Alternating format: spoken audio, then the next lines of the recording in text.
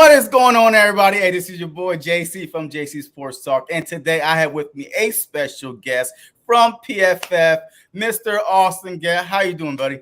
Doing great, man. Thanks for having me on. Hey, look, man, I love that little series that you was in Good Morning Football. Were you nervous? Dave was like, hey, come on, Austin, come talk on Good Morning Football. How did you get that gig to go in there? Absolutely nervous. I mean, working on this Aiden Hutchinson project. So I have a 4-part podcast series coming out with Aiden Hutchinson. That's a big reason why I got on. It's a shout out to our director of communications, David Safaro, who is not only just setting up a lot of the promotion for that podcast, but also interviews and all that stuff. So it's a big shout out to him, David Safaro at PFF. But yeah, super nervous for that hit, man. It's TV, but it was a lot of fun, dude. I love the draft. I love talking Aiden Hutchinson. I love talking all things draft. So it was a lot of fun to do that with them. All right, look, man, I love your energy, man, and that's one reason why I had to have you on my show today. But let's get into it, man. This quarterback draft that's coming up right now. All right, if you're a quarterback needy team, are you mortgaging your future to go get any of these quarterbacks this year, or are you waiting till next year? I'm not mortgaging the future, right? I think it's surprising to even hear, how much rumors we have about the Detroit Lions potentially prioritizing Malik Willis at 2. Like early in this pre-draft process, we were saying it's Aiden Hutchinson, it's Kayvon Thibodeau, and now there is some smoke that they might go after the Liberty quarterback. I just think that's too rich, right? None of these quarterbacks in this class would I rank ahead of last year's, the top 5 that went in the first round. I don't think Ritter, Willis, Howell, Corral, any of these guys are better prospects, or even Pickett, better prospects than what Mac Jones was. Mac Jones was my QB5 last year. So it's a class where 16 to 32, you start to feel like it makes more sense to prioritize, say, a Malik Willis or a Pickett or a Ritter. But because of the value of the position and the need by a lot of teams in the NFL, they're going to go a lot higher than people think, right? Willis could go 2. Willis could go 3, the Houston Texans. He could go 6, the Panthers. Pickett, another player that could go in the top 10. I think it's because of how important that position is, obviously, to the NFL. And also that whether it's a good QB year or a bad QB year, teams need quarterbacks and are always looking forward to resetting at that position. So besides the quarterback, hey, give me a running back that is not popping out there. That's not in the top 5, whatever, that nobody is talking about, that could go into a team and make a major impact. One of my favorite kind of sleeper backs in this class is Keontae Ingram. He's the USC running back that had an offer an acceptance to the East West Shrine Bowl. And I don't think enough people are talking about his kind of complete skill set. And normally when you're talking about late day 2, day 3 type of backs, you're talking about guys that have a lot of speed, but maybe not power, or can catch the ball, but can't run the ball effectively, don't have vision. I think he has a very balanced skill set and is getting dramatically underrated in this class for whatever reason. I think his athletic testing wasn't near as bad as some other popular backs. Isaiah Spiller was not great. Dameon Pierce did not test well. And testing is so important at that position, right? It's pure athleticism that creates these home run hitters in the NFL, that creates explosives for running backs. So Keontae Ingram is one of my sleepers there. I don't love the running back class, though. Even Kenneth Walker, the Michigan State running back, he's my RB1 in this class. I'm still not taking him probably until the 3rd round. That's how low I am on this running back class. Who's your best wide receiver in the draft class?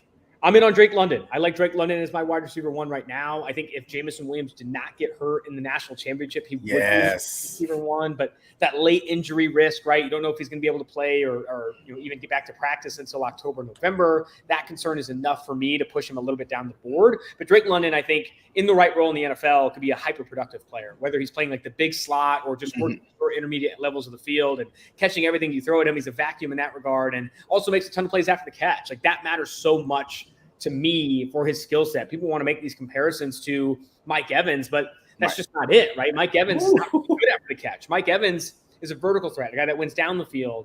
Drake London, 46% of his receptions came within 9 yards of the line of scrimmage, right? They're using him on screens. They're using him on hitches and crossers and these types of things. That's his best usage in the NFL, and I think that's the team that will have the most success. Oh, wow. Okay. So who's the best edge rusher that's coming out the draft, and who would you compare him to right now in the NFL? I think Aiden Hutchinson is the best edge defender in this class. Now, does he have the highest ceiling? Maybe no. I do think Trayvon Walker is a special player. I think Kayvon Thibodeau is a special player, but I think he's the best prospect because you're just betting on so many guaranteed traits, right? You know exactly what you're getting from a measurables perspective: athleticism, production in the Big Ten. He was the highest graded player in all of college football last year, and off the field, high character, high motor, work ethic, all those things you look for. And the comparison I have for him, honestly, is Trey Hendrickson. Trey Hendrickson, I know, is not a Myles Garrett. He's not a Khalil Mack. He's not the most. He's a hyper-productive player for the Cincinnati Bengals this past year. I think he's just a better version all around of what Trey Henderson was. Henderson did not have good production coming out of FIU and was a plus athlete. Mm-hmm. Aiden Hutchinson has elite production in the Big Ten and is an insane athlete. So I think he's just a hyped up version of that. Arm length will be a concern for teams, and I think that could limit him. It shows up on tape, but I don't think it's enough to push him down the board, especially in this class. Does he go number one? I think he ultimately does. Right now, betting markets see it at minus 280 that Aiden Hutchinson is the number one overall pick for the Jacksonville Jaguars. Could there be like a late change there? Could Trayvon Walker soar up or anything along those lines? Absolutely. But I think Aiden Hutchinson ultimately is a Jacksonville Jaguar when it's all said and done. Okay. So the Philadelphia Eagles made a big trade with the Saints last week. So what are your thoughts on this trade? Was it a good trade? They had 3 first-round picks.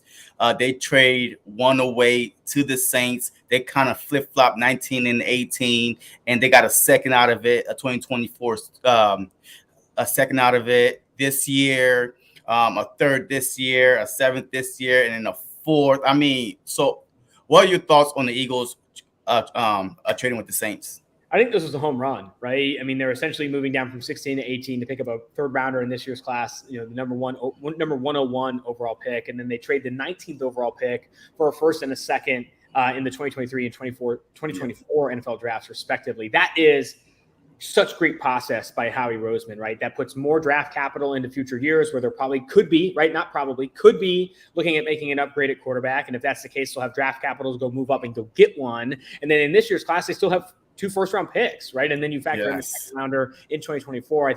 I don't understand it from the Saints' perspective. I really understand it from the Eagles' perspective. It's just adding resource with the picks they had. I think it was a slam dunk. So how close do you think the Eagles are to being competitive in the NFC East? I think very close. It all hinges on quarterback play, right? I think they have a good roster. It's talented in a handful of areas. I think Devontae Smith takes a step forward in year 2. I think they're a bit old on defense, for lack of better phrasing. I think they need more youth there, some more spark, some talent at linebacker, some talented pass rushers. But I think they're good enough to compete in the NFC East if Jalen Hurts continues to develop, right? I think he's improved every year of his career, even dating back to his freshman year in college. Now, will that ever be enough to be a top 12, top 10 quarterback in the NFL? I don't know. Him taking a step forward, I think, will help the Eagles ultimately, but I don't think it will push him over the edge to be this deep playoff competitive team. Right? I know they made the playoffs last year, but obviously did not have the game that they wanted against the Tampa Bay Buccaneers. To be deep playoff competitive, this Eagles team, more than anything, needs Hurts to significantly improve his game, more accurate, make more plays out of structure, all those things. All right, so before we dive into Jalen Hurts, so what move in the draft could the Eagles possibly do? If you're Howie Roseman, who are you looking to draft for the Philadelphia Eagles? Is it on offensive side, defensive side, and what are some names out there?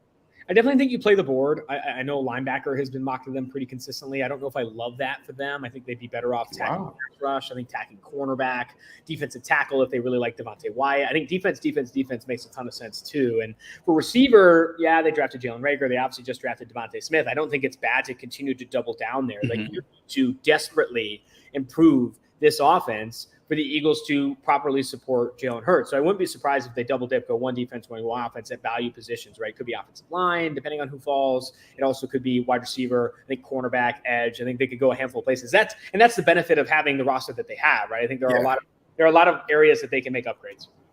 Yeah. Okay. So, all right. Now Jalen Hurts. All right. So last year, coming into the season, he was ranked the 31st quarterback. I'm going into the season. He finished the season ranked 11th by PFF. So how do they determine the quarterback ranking going into the season? I mean, he was ranked below Fields, Lawrence, Zach Wilson, Winston / Hill. The Saints didn't even know who was going to start, but it didn't matter. Hurts was worse, So how do they determine how these quarterback rankings are? Yeah, a lot of it's in the grading, right? And how accurate you are as a quarterback. Are you putting the ball in harm's way? Are you making bad decisions? And I think what we did not see from Jalen Hurts is, one, significant improvement in that area. He did not put the ball in harm's way nearly as often, was more accurate with the football. Again, like I said, I think he's improved every year of his career playing football. And then I think he also was a really highly graded run player. I mean, runner, 18 forced missed tackles last year, 326 yards after contact. That's really impressive for a quarterback. And that will always boost your grading as well. I really do think that Jalen Hurts ultimately is that type of quarterback where he can be in this tier between 12 and 18 and consistently contribute in that tier because he has the skill set to do so.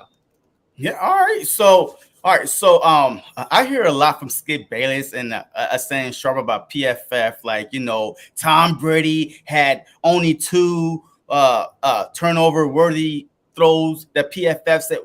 Like, what does that mean? Like, is it on the wide receiver that's tipping the ball up in the air? That's not the quarterback's fault. Is it like, I mean, like, I'm always confused by turnover worthy throws. There are turnovers, regardless or not. So with turnover-worthy plays, it's interesting, right? What we're trying to do with that is identify more predictive data points. Interceptions are very volatile year over year, and that's because you could have a quarterback that gets the ball batted in the air and it's picked, and that's not like entirely his fault, right? It's not nearly as bad as throwing it to a linebacker's chest. And then there's other situations where you hit a receiver in the hands, it bounces off, and that's intercepted, right? Or there's different situations where the quarterback interception is not always his fault, and vice versa. There's times where you have a quarterback throw it to a safety's chest and he'll drop it. And like those are also counted. It's like, hey, that was a turnover opportunity for the defense that like falls incomplete due to volatility. And we're trying to like track that more as stable data points because turnover-worthy plays year over year are more predictive than interceptions. And that's the whole point of what everything's PFF's trying to do. Everything PFF is trying to do is collect data that's more valuable and more predictive, right? Yards per carry isn't enough. There isn't a lot of stability in yards per carry in 2020 versus their yards per carry in 2021. Where there is stability is forced missed tackles per touch, yards after contact per attempt, turnover-worthy plays, big-time throws, pressures, these different things that PFF is looking at because all we're trying to do, whether you're a GM of a team or you're making a bet on the Chargers or the Eagles this week, you're trying to predict future outcomes. And when you have more data that is predictive, it makes it that much easier. So all year, y'all been predicting that Tom Brady, was leading the league, what was leading the MVP race. All of a sudden, Aaron Rodgers, came up and passed them. But Tom Brady led the league and passing and touchdowns. So what was the big difference that kind of swing things to Aaron Rodgers' direction? Because obviously after that, Tom Brady should have won the MVP just based off his play.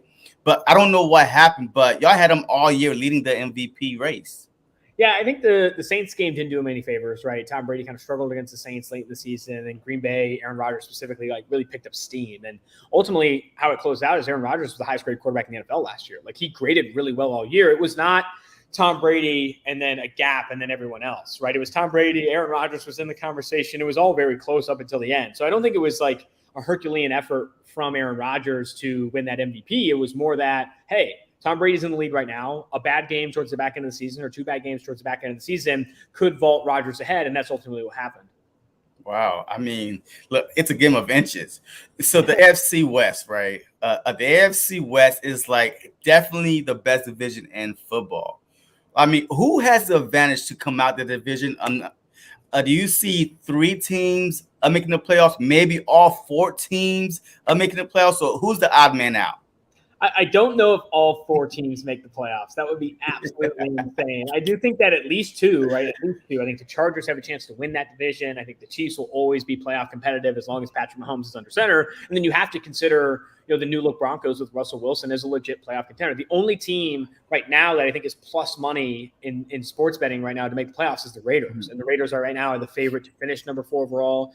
I mean, because it's the team that's probably like has the worst quarterback of the bunch. And that's not knocking Derek Carr as much as it is like praising Herbert, praising Mahomes, praising Russell Wilson. So I think right now I predict at least 2, if not probably 3 teams make the postseason. Whereas the Chargers and the Chiefs are probably a lock. And then the Raiders and Broncos will battle out for that 3rd spot. Wow, the Chargers and the Broncos. Wow. Yeah, it's going to be a heck of a football year. So who comes out? Who's your favorite for the NFC? I know the Rams, they lost Robert Woods, but they did get Bobby Wagner, Allen Robinson, the Bucks, a little bit older.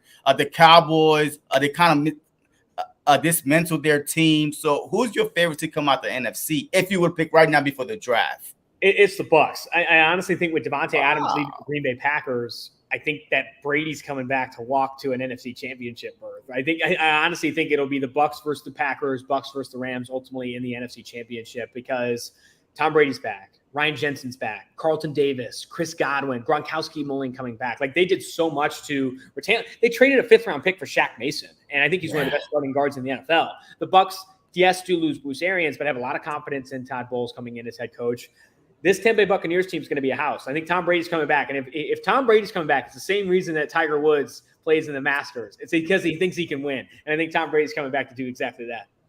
So, all right, a couple more questions. The Dallas Cowboys offensive line, they came in the season, I believe, ranked number 1. They finished the season ranked number 1. So I don't know how that happened. Somebody told me to ask you, a Cowboy fan was like, how do y'all have them ranked so high with all the pieces moving, the injuries, and they still maintain their number 1 offensive line status when they didn't even lead the league in rushing? So, like, what made them be the number 1 offensive line in football?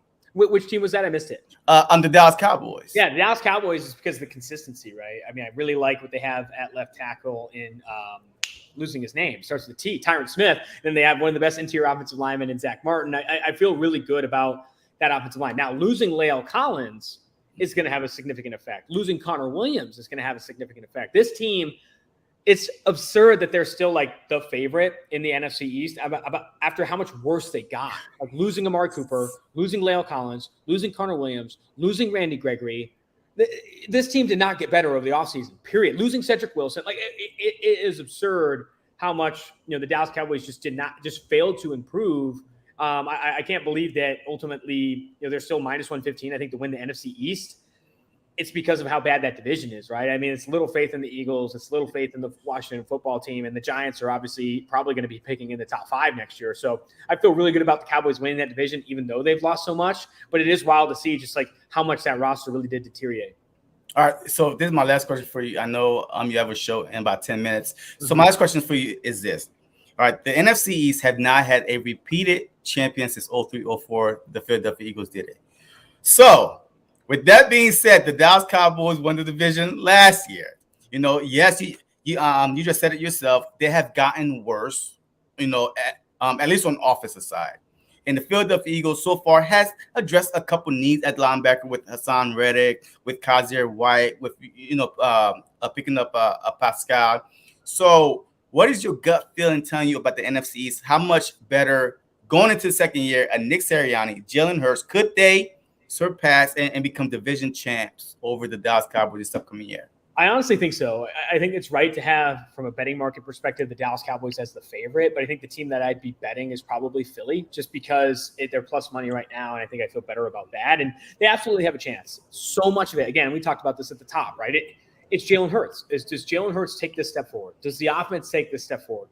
They ran the ball well last year. Can they improve? Can Miles Sanders improve? Can this offensive line improve? I think the Philadelphia Eagles right now are a very young team on the football field and on the sidelines with Nick Sirianni, right? And Nick Sirianni, one of my favorite people to talk to in this offseason. I had a handful of conversations with him at the Combine. Like, he is a phenomenal person. I think so in the right direction with the Eagles. The next step is just experience. Get experience with Jalen. Get experience with this young team and continue to progress forward.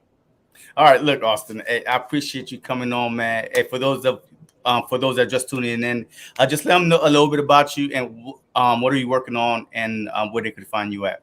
Yeah, definitely. You can follow me on Twitter at PFF_Austin Gale. Check out PFF.com for a lot of the work that I'm doing there. And also, we're coming out with a podcast here, Hutch. It's a 4-part podcast series with all things Aiden Hutchinson, interviews with him, his mom, his dad, all that stuff. It should be pretty fun to come out with that piece, and I'm excited to do it.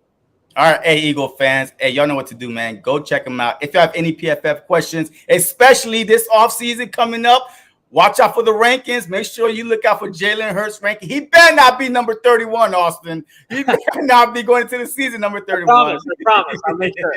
All right, but hey, as always, go Birds.